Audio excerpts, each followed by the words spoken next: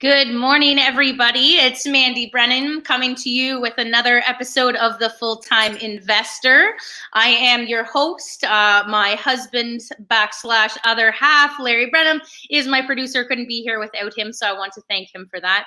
And always bringing you up-to-date information, various perspectives, and people that bring different kind of investing strategies, mindsets, and beauty to real estate investing. And my show guest today, Susan White Livermore, is all of that to a T. Add in there inspirational, powerful, knowledgeable, you name it. Susan, I can't wait for the information that we're going to share with the audience today. So thanks for being here. Well, thank you for having me, Mandy. I could say all those things about you. Well, you know what? And I think that's the thing is we really support each other in all of this. But I'd love to, I always, I can probably describe you and your story, but I love people to hear it from you. So why real estate investing? What were you doing before? And, what are some of the things that you've got going on right now? How did I get into? Okay, so real estate investing fell into, so to speak. I've shared this story a million times. I was inspired by my younger brother, who is, at the time he was about 20, he was going into second year university.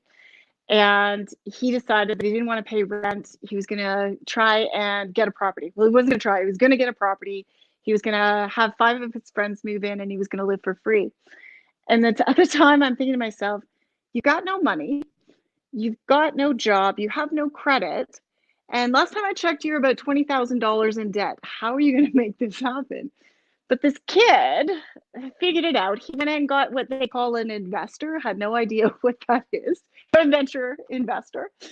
And together, they didn't have a joint venture agreement. They just decided that they were going to buy this property. My brother managed it for 5 years. The investor put in the money and got the mortgage. And after 5 years, they sold the property and made $100,000. So I was totally intrigued. And he called me up shortly thereafter and he said, I'm going to go buy a house right behind Georgian College and I'm going to rent to students. And I was living in the Milton at the time and I thought, not without me or not. So the following that weekend, I drove to Barrie and he was buying a brand new house, going to build bedrooms in the basement. And I'm like, do you mind doing one for me too? Yep, sure, I'll do it. Not knowing the realities of new houses, that often they don't finish on time and all these other things, like just clueless. So we bought these properties. I bought one and he bought one. We took possession in July, got the bedrooms filled or built and filled them. Bought another one 6 months later and then it got boring. Real estate investing, truth told, it's a slow moving. Yes, it is. It's a steady eddy. And when I was young, I didn't appreciate steady eddy. I wanted the big bucks, right? So I started putting my money in the stock market. And every day I'd go into work and I'd check to see where it was at. And I was watching it go like this. And then, of course, 2008, 2009 hit. And I was one of those people that was brilliant and left my money in the market and lost a ton of money. We had decided we were going to move to Barrie. My husband got a job, and so we came back here. And at the time, I had time to think about what am I going to do? And so I decided, okay, well, first things first, I'll take over these student properties and manage them until I decide what I'm going to do. And I just started really looking at them and comparing them to my mutual funds that I owned. Right? So much education since then. And I said, for about 9 months, the property values, they didn't drop. They just could have stayed the same. I was getting cash flow and I was getting mortgage pay down. So I'm thinking to myself, I am 35 at the time. The plan I've been using, this make rich, that I'm going to live forever and that I'm going to have, I have all the time in the world to make money, was starting to kick in. Okay, maybe that's not the case. Yes. So I decided that, this real estate investing thing has some value. And so I started educating myself, and I thought, first things first, I'm just going to improve the state of our own pension. So I bought a ton of properties, got into real estate investing, and I was like, you know what, this is really good and really easy. Maybe I can bring in investors. So I started bringing in investors, and now I do coaching. I speak. I'm working on my book. It'll get done eventually. And I'm just out to teach, well, particularly moms now. Moms has been a soft spot for me, Yes. women in particular, not just moms. I happen to be a mom. So there's a soft spot there. But just the value of investing in real estate, that there's something to this steady Eddie thing, and real estate can give you choice. So it's there's a multitude of different ways to make money in real estate. It's not skyrocketing fast, but it's a steady Eddie that will give you choice in a lot more choice and a lot more security than handing my money over to a salesperson and expecting that they're going to want the best for me. Absolutely. You know what? I love the explanation of the learning curve that you have. But what if somebody says, that's fine for you, Susan, because you started when you were 35, but I'm 50.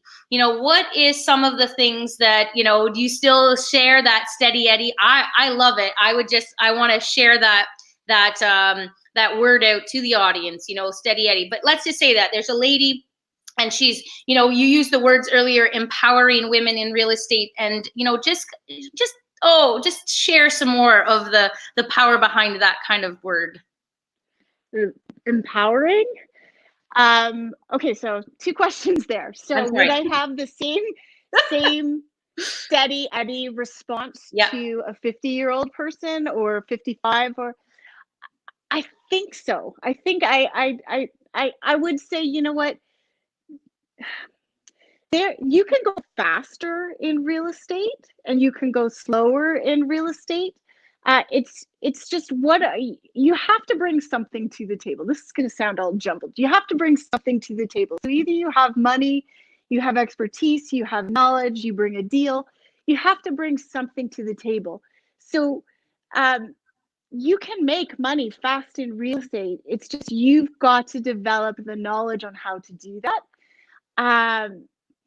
So what would I say to a 50, 55-year-old? I said, yeah, you can do it in 5 years. In fact, I doubled my net worth. I would doubled my net worth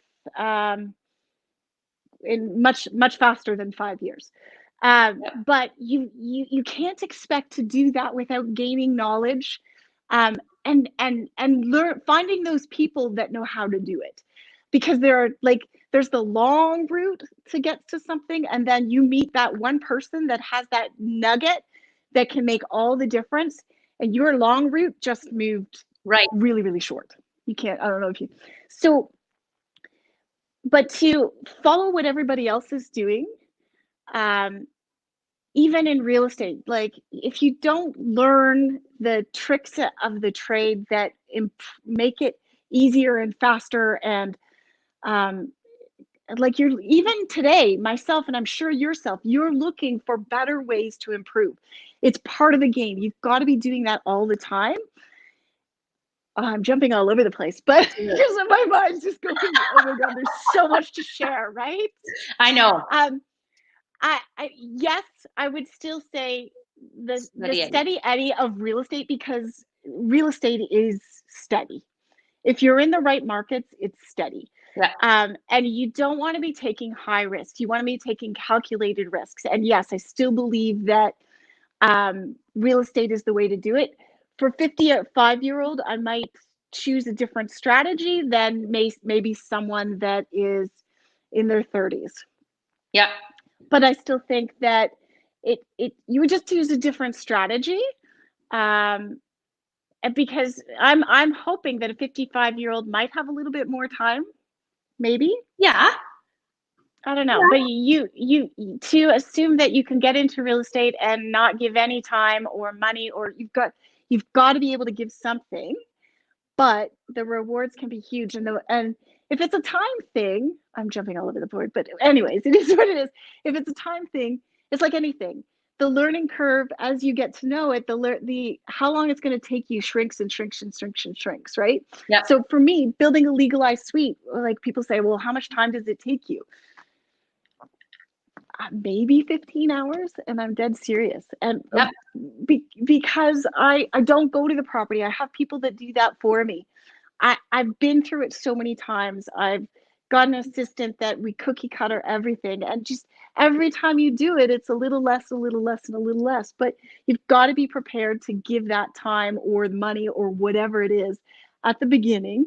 Yep. And then it just gets better and better and better. Yeah, yeah, absolutely. I chatted with an investor earlier this week, and super well off, but was drinking from the fire hose. So much information. How do I break it down into all these little chunks? And but she wanted to start with a small amount of money, and sometimes you go, well, if you want, it. So when you look at all of it, she was drinking and learning and all this kind of stuff, but she really only wanted to start with a super, super small amount. Well, then you're going to need to take the time to be able to learn and go through all of that to be able to make this small amount of money work. And I know that there's, Warren Buffett will say, invest in yourself because it's the best return. And you're certainly describing that is, 15 hours for a secondary suite is beyond phenomenal. But if that's your first secondary suite, you're going to have to invest the time to be able to learn to know how to do it as expertise as you have. And so it's just acknowledging where you are on that learning curve. But I love your name, Millionaire Mom. You glow, you suited. When your first pictures came out to be able to show you as the Millionaire Mom on your job site, I was like, that is you to a T. And so this is where the word empowering women in real estate. Describe that Millionaire Mom and how that came about and your sharing with women in the real estate industry. I guess if I were to say, it was Bob Proctor who actually told, I don't know if you know who Bob Proctor is, but he is not a motivational speaker. I don't even know how you would describe him, but law of attraction, massive coach. I don't even know if but anyways, he and his team were the ones that said, you really should become a millionaire mom. And I loved it right off the start. And the thing I loved about it is that, I didn't start that way. It wasn't my intent. Like, probably, yeah, I wanted to become a millionaire, but what you quickly realize is if you're buying real estate, eventually you're going to become a millionaire, like, right? As long as you're not making massive mistakes, it's just naturally going to happen. Yes. And of course, I'm a mom, and my first job by far is I have 3 kids. They're in competitive sports. They're my priority. I really only try to work 9:30 to 3, and occasionally outside of that. So taking on the name Millionaire Mom made a lot of sense to me because it's who I became. And I love it because it's attracting other women into, yeah, you can become a millionaire mom. I'm not the only millionaire mom out there. You're a millionaire mom. And what I loved about it is it's being a trailblazer to show other women that, you know what, you don't have to give up your life in order to become a millionaire. That I have. Round of applause. Oh, that warms my heart. I love that. Say it again. You don't have to give up being a mom to be a millionaire, because you can do both. And you are a perfect example of that. Absolutely. I love that. Drive that home, people. In fact, I would say since going into real estate investing, now I will say that I've had the benefit of being able to build mine from with the freedom of being able to not having to bring in another income. But I started while I was bringing in another income. But I definitely have more balance than I've ever had in my entire life. I really try to work 15 hours a week.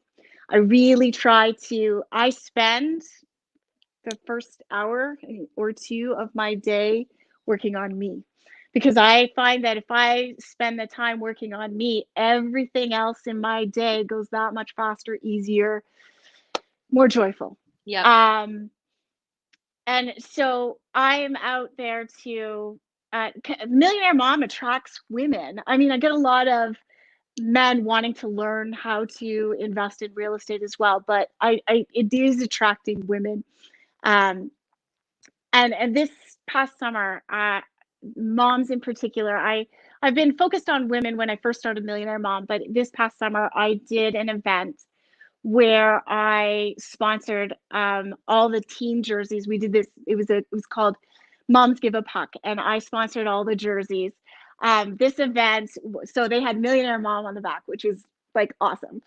And this event's called Moms Give a Puck. It was a tournament raising money for terminal kids with cancer, for sick kids. And we had moms on the bench, we had moms managers, we had mom refs, it was amazing.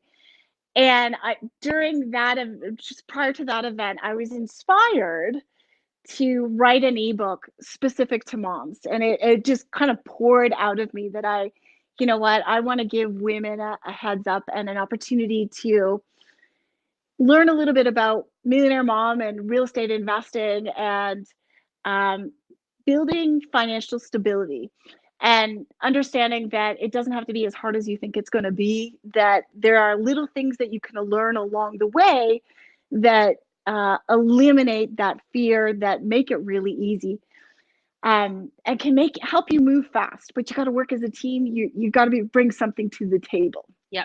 So I have this ebook, and we'll make it available to you. I'll get it to you so that your listeners can get their own copy of how to empower. It's the book is called Seriously, You Can Do This. Seriously, you can do this. You touched on a couple of the topics in there. Just give people a little teaser about things that you teach in your ebook. Okay. Coming from a mom perspective, first and foremost, where are you financially in your world? Still today, I would say way too many women rely on husbands to pay the bills, to decide where the money's going to be invested, to just handle all of that stuff. And I really want to empower women that there's something of building confidence, and you can do it, and it's not as scary. You don't have to have a degree in math in order to do it. I mean, a grade 5 math is probably all you really need. So it starts talking about how to start looking at building your financial stability. Things like, do you pay your own bills? How much is coming in? How much is coming out? Do you have your own credit card? Because you need to be building, if you want to get into real estate investing and potentially get mortgages, you need to be building your credit. You may choose that that's not the way you're going to get into real estate investing, and you can. You don't have to have mortgages. There are a multitude of different ways, but something that you should be aware of for yourself.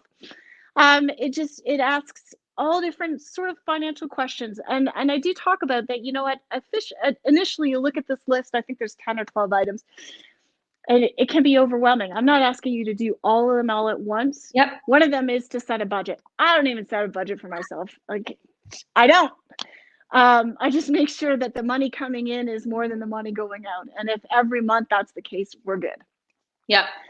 So there's that. And then one of the things that drives me crazy is people talking about, oh, our children are never going to be able to afford a house. Okay. Right?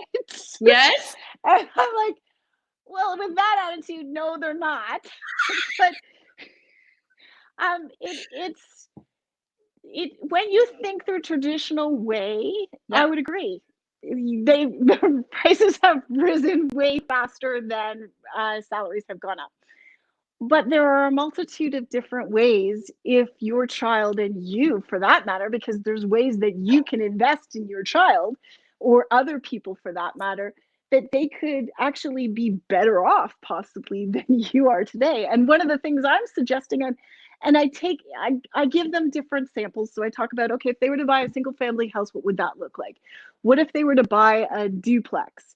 And what if they bought and just showing them that your child could buy a legal duplex, live in it, rent out the upstairs, pay less than rent in some cases, and at the end of a 5-year period, all that money that they put into rent, they have as equity now. So it's just, yeah, they're not going to be able to buy houses the way we did, maybe, but that doesn't mean their opportunities aren't amazing. And if it was me, I mean, that just sets them in the right foot, so that they can, maybe 5 years from now, they refinance that property, pull out the money, and move to the house they really want. But now they've got this asset that's built, that was an asset for them the day they bought it. Whereas if they buy a single family house, is that an asset? Not really, right? Because you're putting money into it every single day. That's right. That's the rich dad, poor dad. If it's putting money in your pocket, it's an asset. But if it's pulling money out of your pocket, then it's a liability. And you go, your primary res is you paying the mortgage, you paying the taxes. There's no money going in your pocket for that. So yeah, you know what? And I think there's something empowering. I love that word today. That it's coming from a mom. That it's being taught. It doesn't have to be. So you're empowering your sons to understand that your mom has knowledge of the finances. That you're empowering your daughters to understand that they can also go and buy a house at university and be the landlord in the property with other students. Like, I think there's just, as the mom in a house, you can cook dinner and go take them to you're taking them to hockey or dance or youth group or whatever it is, and you're putting an offer in on a property. Just a minute, kids. I'm just gonna sign this offer here. And that's how easy it is, right? Yes. Yeah. Literally that easy. The shift of, you have to be away from your kids to be able to be a successful real estate investor, a millionaire mom.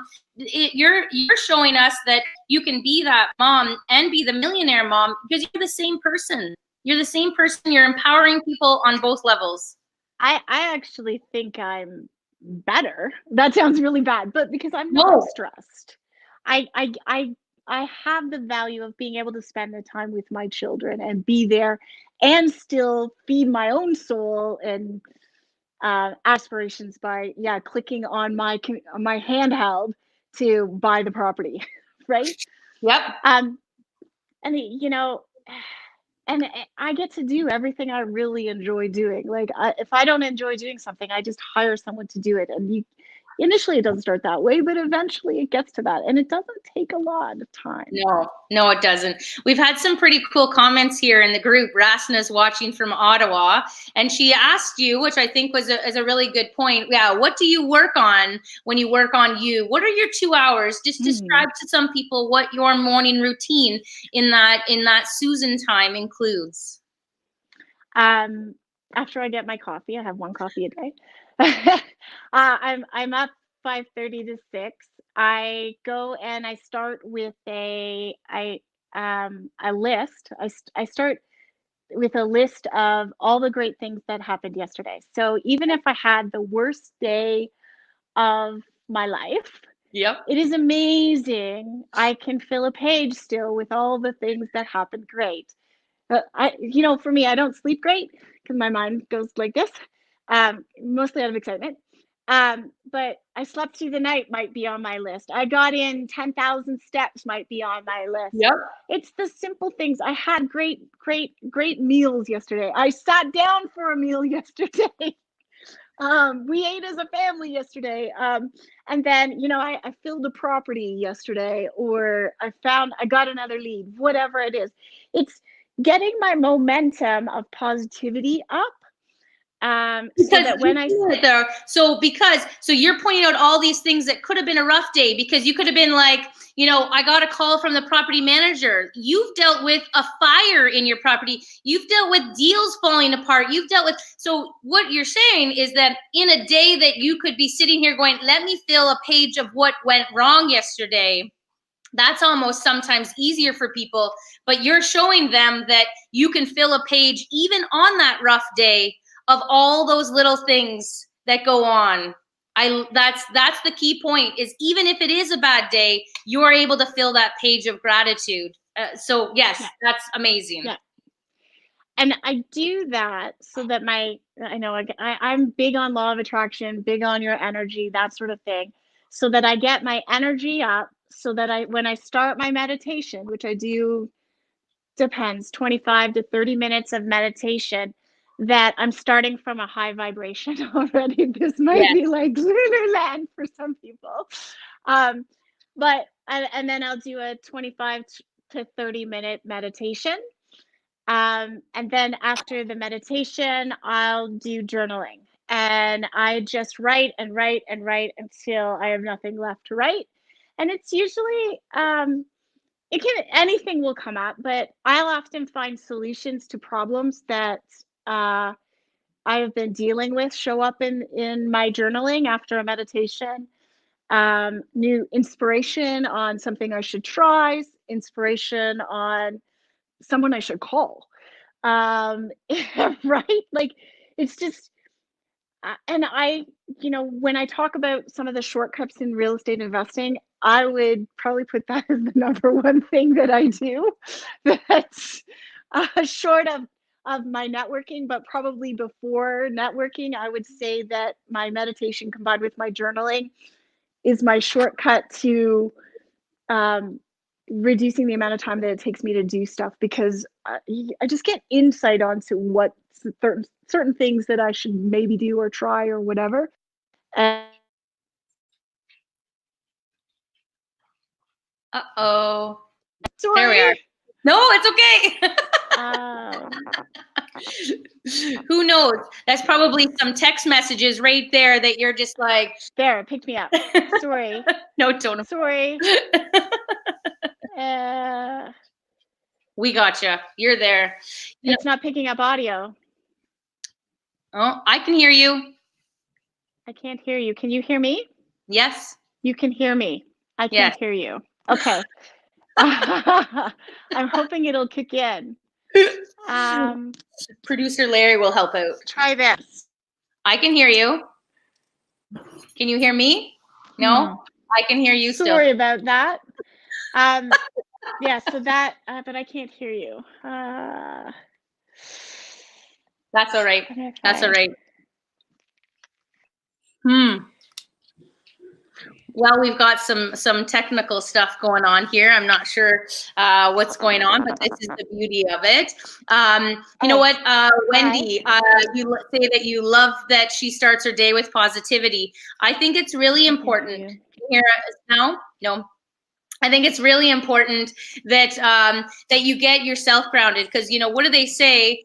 Put your own oxygen mask on first, and once you put your own oxygen mask on, then you can help everybody else on the airplane. But so what Susan's describing is that she looks after herself first, and sets her intention for the day to be a day full of gratitude and awareness of opportunities and whatnot. Still no. I can still hear you though. So, she's left the studio, and maybe we'll have her back. But Rasna, I thank you. I will make sure that she sees that if she wants another place to be able to do a Mums Give a Puck hockey tournament, I think it's a really cool idea. Susan speaks from her heart. She speaks with what happens in her life right now. She speaks as who she is. She's built herself from where she is, utilizing the strengths of the people that she has in her life. Hearing the story of her brother and how that inspired her was lovely. Can you hear us now? Now I can't hear you.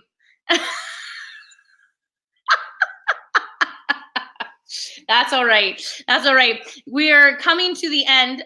Susan, I'd love for you to be able to share where people can get a hold of you, how they can continue to follow you, how they can be inspired by you. I know we'll get the link for the ebook to be able to come in, but what are some other ways that people can get a hold of you? And Rasna wants to do a Mums Give a Puck hockey tournament in Ottawa if you're ever branching that out.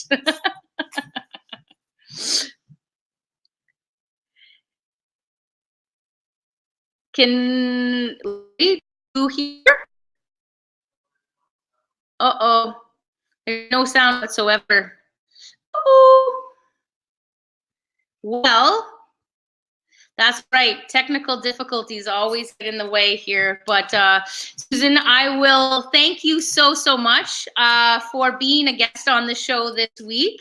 I love the space that you come from. I love the inspiration that you have. I love the title Millionaire Mom, and I hope you make a million millionaire moms in the future. So thank you everybody for watching another episode of The Full-Time Investor. I'm Mandy Brenham. I will see you next week, same time. Another exciting guest. Have a great week, everybody.